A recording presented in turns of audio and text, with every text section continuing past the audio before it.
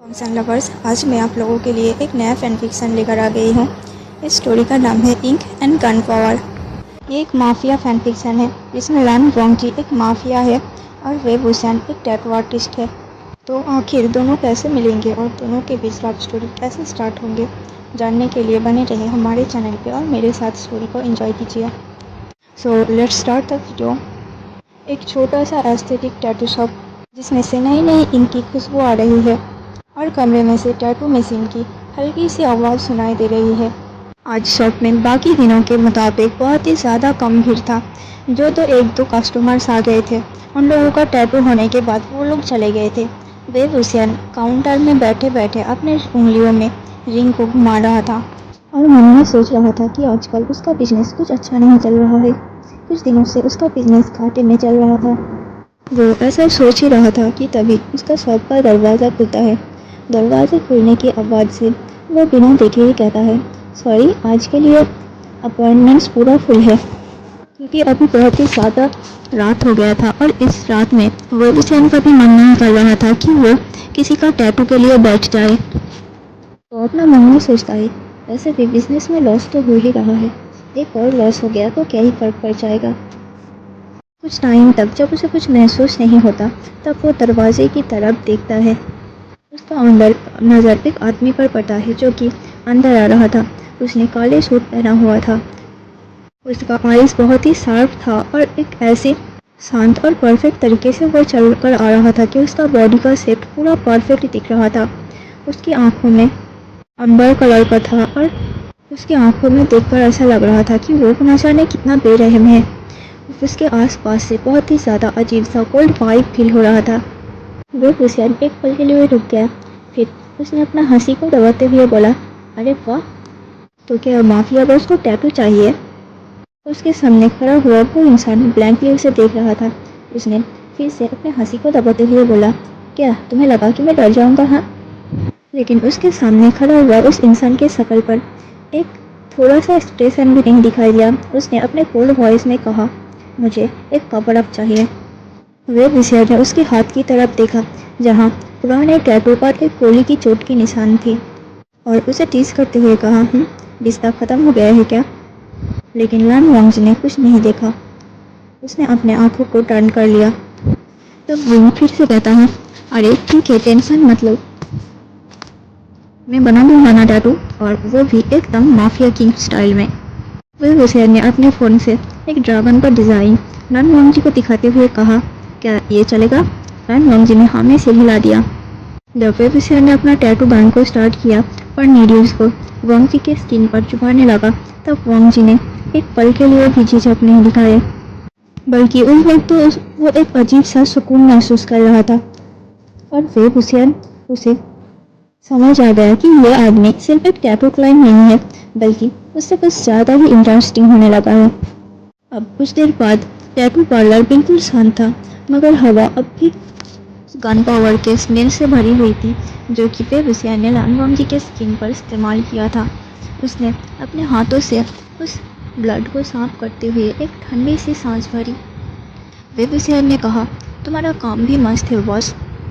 और उसने वोंगजी की तरफ एक मुस्कुराते हुए लुक दिया, लेकिन अगली बार थोड़ा सब्टिल रखो, हाँ, मेरे शॉप का रेंटल बढ़ जाएगा। वोंगजी ने बस उसे देखा। उसके अंदर आंखों में एक अजीब सा चीज़ था। वोंगजी विंग को पेमेंट करने के बाद जब वहाँ से बाहर निकालने के लिए जाता है, तब वो देखता है कि एक आदमी ज़मीन पर पड़ा हुआ है। यह वोंगजी का ही आदमी था और वो अभी भी सांस ले रहा था।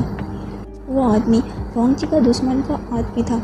वोंगजी उसके पास आया, उसे उसके कॉलर से पकड़ा और एक पल के लिए उसे देखा। फिर वोंगजी ने अपने लोगों से कहा, इसे पूछताछ करो, मुझे पता लगना चाहिए कि ये लोग मेरे पीछे क्यों आदमी भेज रहे हैं। वेब हुसैन अपनी जगह से उठा और अपनी इंक स्टैंड ग्लव्स को उतारी। उस ग्लव्स को उतारते हुए वेब हुसैन ने कहा, हाँ, मुझे पहले ही लगा था कि तुम्हारा काम बड़ा रिस्की है और तुम यहाँ आओ और कोई तमाशा ना हो, ऐसा कभी हो सकता है क्या? वेब हुसैन को देखकर ऐसा लग रहा था कि मानो उसे कोई फर्क ही नहीं पड़ता। यह उसके लिए एक आम सी बात है। उसके सामने एक इंसान को गोली मार दिया गया था और वो उसके सामने तड़प रहा था, लेकिन वेब हुसैन को मानो कोई फर्क ही नहीं पड़ता। मानो कि उसे इसकी आदत बहुत टाइम पहले से ही लग गया था। वांग जी ने वे वुसियान की तरफ देखा और कहा, तुम्हें गोली लग सकती थी, तुम्हें यहाँ से दूर रहना चाहिए। लेकिन फौरन वांग जी की बातों पर वे वुसियान ने थोड़ा सा स्माइल किया और कहा, तुम्हें क्या लगता है हाँ, मैं सिर्फ टैटू बनाता हूँ? देखो भाई, मेरी दिक्कत पहले से बहुत ज़्यादा बड़ा है। वांग जी ने धीरे से उसे पूछा कि कैसे। एक पल के लिए वे वुसियान चुप रहा, फिर उसने अपने हाथों को देखा। उसके ऊपर टैटू इंक के साथ कुछ पुरानी यादों का बर्डन भी था। उसने कहा, एक टाइम था जब मैं भी इस दुनिया का हिस्सा था, पर मैं अलग तरीके से जीता था, तुम्हारे जैसा नहीं। उसने फिर से अपने हाथों को देखा और कहा, तुम जानते हो मैं कैसे जीता हूँ? वांग जी ने फिर से पूछा कि तुम जानते हो मैं कैसे जीता हूँ? ये कह के वो एक कदम आगे बढ़ाया और उसकी आवाज़ बहुत ही ज़्यादा ठंडी थी।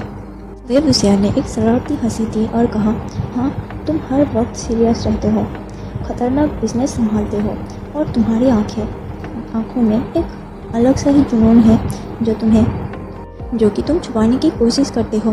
वांग जी एक पल के लिए रुक जाता है और सोचता है, क्या सच में कोई है जो उसको समझ सकता था? पर तब भी वांग जी के पॉकेट में रखा हुआ फ़ोन रिंग करने लगा। वांग जी ने अपने फ़ोन को अपने पॉकेट से निकाला। उसे अपने चेहरे पर एक पल के लिए टेंशन महसूस हुआ और फिर उसने कॉल को उठा लिया और कहा, बोलो। दूसरी तरफ से एक बहुत ही ज़्यादा तेज़ आवाज़ हुआ, लाना कहा, हमारे सिर पर हमला हो गया है, कोई हमारे माल को चुरा रहा है। वांग जी के हाथ एकदम से कस गए। उसने पूछा, कौन है? दूसरी तरफ से आवाज़ आया, शायद यह जिन कैंग वालों का काम है, क्योंकि मैंने वहाँ जिन कॉन्गसन को खुद देखा है। वे वुसियान ने भी ये बात को सुना। उसने थोड़ा सा मुस्कुराहट दे रहा था, लेकिन जब भी उसने ये बात सुना, उसका मुस्कान पूरी तरफ से गायब हो गया था। उसने कहा, जिन कॉन्गसन? हाँ, ये नाम सुना लग रहा है। वांग जी ने अपनी गन अंदर डाली और अपनी कार की चाबी उठाई और कहा, मुझे वहाँ जाना होगा। वे वुसियान अपना जूता पहनने लगा। उसने अपने शूज़ को पहनते पहनते कहा, तो फिर चलो। वांग जी उसको देखकर रुक गया और कहा, तुम नहीं आ रहे हो? वे वुसियान उसकी तरफ घूम गया और कहा, क्या? अरे, तुमने अभी कहा कि ये सब खतरनाक है और तुम चाहते हो कि मैं तुम्हें अकेला छोड़ दूँ? वे वुसियान की बातों को सुनकर वांग जी की आंखें बड़ा हो गया। उसने कहा, मैं तुम्हें इसमें नहीं खींचना चाहता। वे वुसियान एक कदम आगे बढ़ा और कहा, टू लेट माफिया किंग, तुम मुझे इसमें ऑलरेडी खींच चुके हो। वांग जी ने एक गहरी सी सांस भरी। उसने सोचा था कि यह आदमी बस एक रात का मेहमान होगा, एक टैटू आर्टिस्ट जो बस एक बार मिला और फिर उसके रास्ते अलग हो गए। लेकिन अब यह सफ़र सिर्फ शुरू होने वाला था और जो होने वाला था उसके लिए दोनों में से कोई भी तैयार नहीं था। लन वांग जी की ब्लैक कार अंधेरी रात में तेजी से भाग रहा था। स्टीयरिंग व्हील पर उसका हाथ एकदम से शांत था, मगर उसके अंदर एक अलग सा ही आग चल रहा था। लेकिन उसके साइड सीट पर वे वुसियान बिल्कुल रिलैक्स होकर बैठा था, मगर उसकी आंखों में भी एक अलग सा चमक था। उसने कहा, तो बताओ, जिन कॉन्गसन का तुम्हारे साथ इतनी दुश्मनी क्यों है? वांग जी ने उसके साइड देखा और कहा, उसने मेरे आदमियों को मारा, मेरे बिजनेस तोड़ने की कोशिश की, मुझे ख़त्म करना चाहा था। वे वुसियान ने उसके बातों पर थोड़ा सा हंसा और कहा, तुम्हारे इस माफिया वर्ल्ड में कंपटीशन तो होता ही है। लेकिन वांग जी ने कहा, ये सिर्फ कंपटीशन नहीं है। वांग जी की आवाज़ एकदम से ठंडी थी। उसने कहा, ये बदला है। वे वुसियान ने उसका चेहरा देखा जो कि बिल्कुल इमोशनलेस था, पर उसकी आंखें बहुत ही ज़्यादा गहरा था और उसकी आंखों में एक अलग सा जुनून, अलग सा आग दिखाई दे रहा था। पर अभी सिर्फ और सिर्फ लड़ने का वक्त था। थोड़ी देर बाद वांग जी और वे वुसियान वेयरहाउस के पास पहुंच जाता है। वहां हर तरफ गोलियां चल रही थी। वांग जी के लोग अपने पोजीशन पर थे, मगर जिन कॉन्गसन के आदमी वांग जी के आदमी से ज़्यादा थे।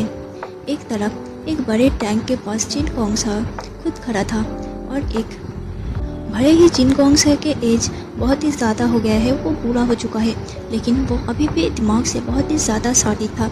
उसने अपने हाथ में एक गोल्डन गन लिया हुआ था और उसके आसपास गुंडों की कमी नहीं थी। उसने अपने एक पूरी पलटन को अपने साथ लेकर आया था। जिन कॉन्गसन ने वांग जी को देखा और हंस के कहा, अरे लर्नर काका, तुम फाइनली आ गए।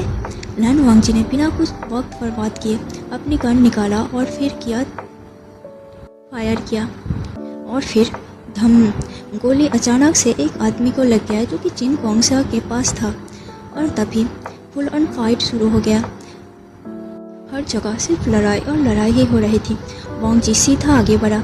उसने बिना किसी डर के हर गोली का जवाब देते हुए आगे बढ़ता रहा। पर फिर एक पल आया जब वांगजी डेंजर में आ गया था।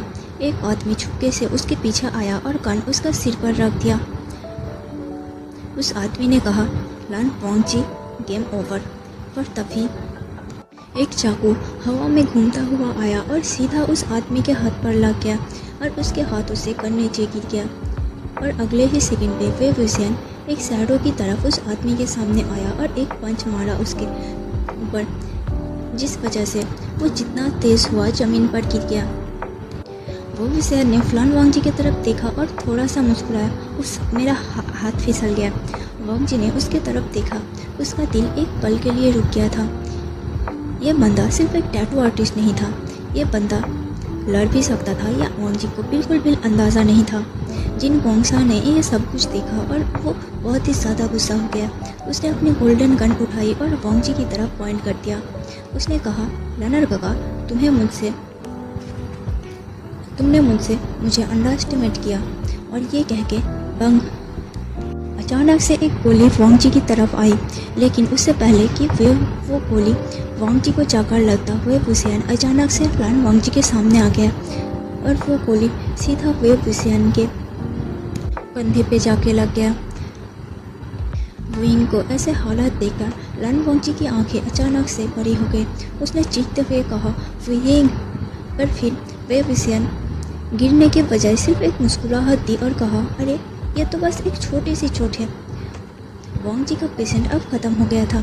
वो तेज़ भागा जिन गोंगसन के पास पहुंचा और अब बिना एक भी सेकेंड गवाए, एक भी सेकेंड सोचे उसकी गन तोड़ दी।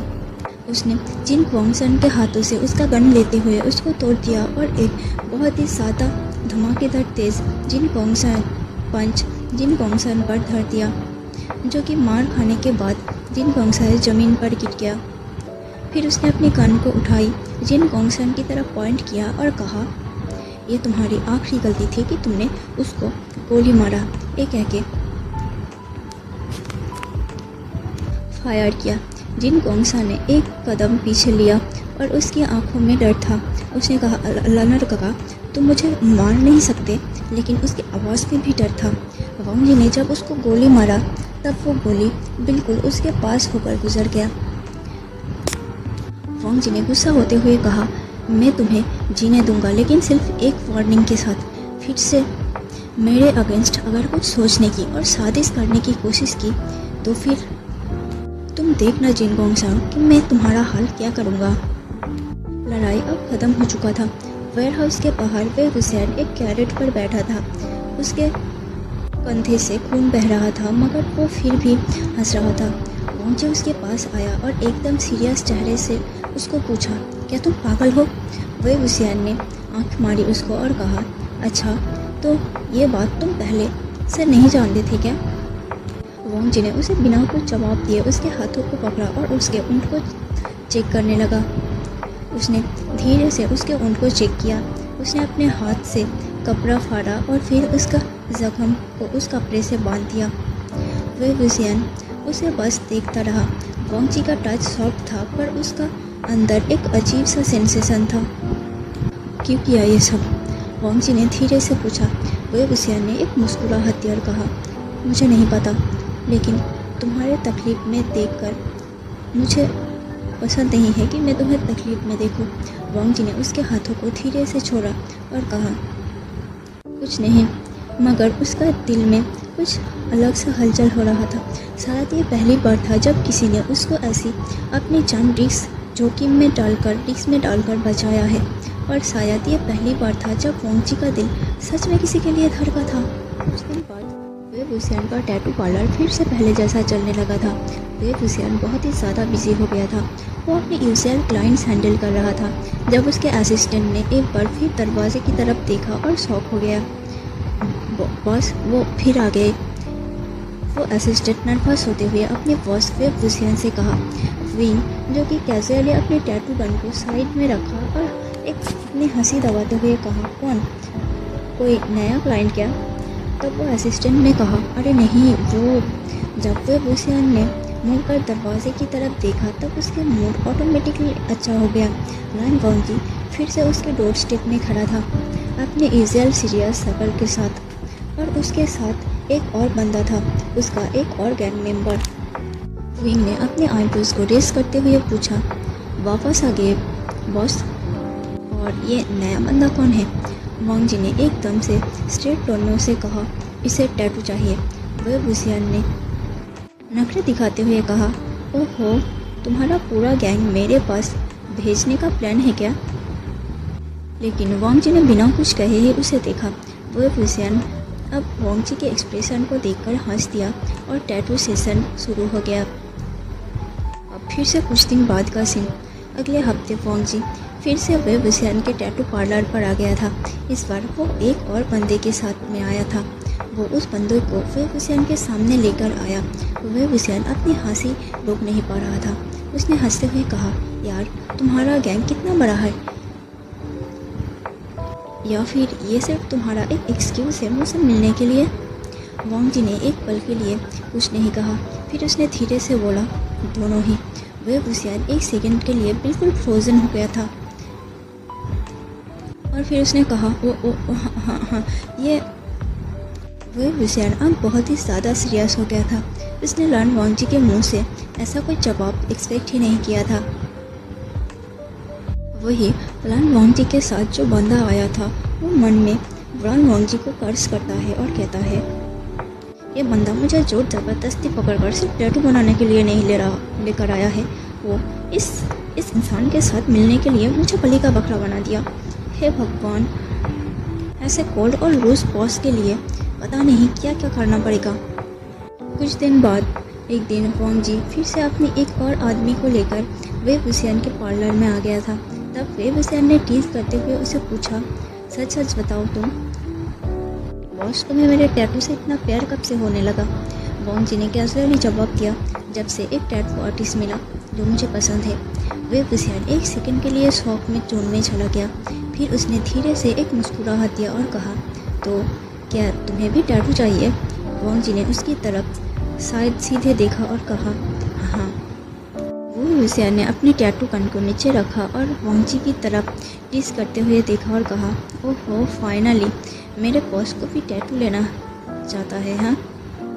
लान वांगजी ने बिना कुछ कहे वेब वुसियन की तरफ देखा। उसकी आंखें हमेशा से ही इंटेंस था, लेकिन आज उसमें कुछ और भी ज़्यादा था, कुछ पर्सनल। हाँ, वांगजी ने धीरे से कहा, बस सिर्फ तुमसे। वेब वुसियन का दिल एक सेकंड के लिए तेज़ तेज़ धड़कने लगा। उसने अपने मन में दोहराया, सिर्फ मुझे? ये। जब उसने लान वांगजी की तरफ देखा तो देखा कि बंदा सच में सीरियस था। उसने अपने सरकास्टिक मोड को एक्टिवेट किया और कहा, तो क्या बनाऊँ? हाँ, माफिया बॉस के लिए कोई लायन या फिर ड्रैगन या फिर कोई सीक्रेट सेंटिमेंटल डिज़ाइन? वांगजी ने थोड़ा सोचकर कहा, लोटस। वेब वुसियन एक सेकंड के लिए रुक गया। लोटस? ये तो एकदम अनएक्सपेक्टेड था। तुम्हारे जैसा अब खतरनाक आदमी को ऐसे लोटस शांत फूल क्यों चाहिए? वांगजी ने उसके आंखों में देखा और धीरे से बोला, मुझे किसी का याद दिलाता है। वेब वुसियन सडनली चुप हो गया। उसका दिल अब तेज़ी से धड़क रहा था। ये बंदा उसके साथ फ्लर्ट कर रहा था या फिर सच में कोई गहरी बात कर रहा था? उसने कैजुअली कहा, अच्छा, कौन? वांगजी ने बस उसको देखा और बिना कुछ कहे, लेकिन उसका जवाब उसकी आंखों में लिखा था।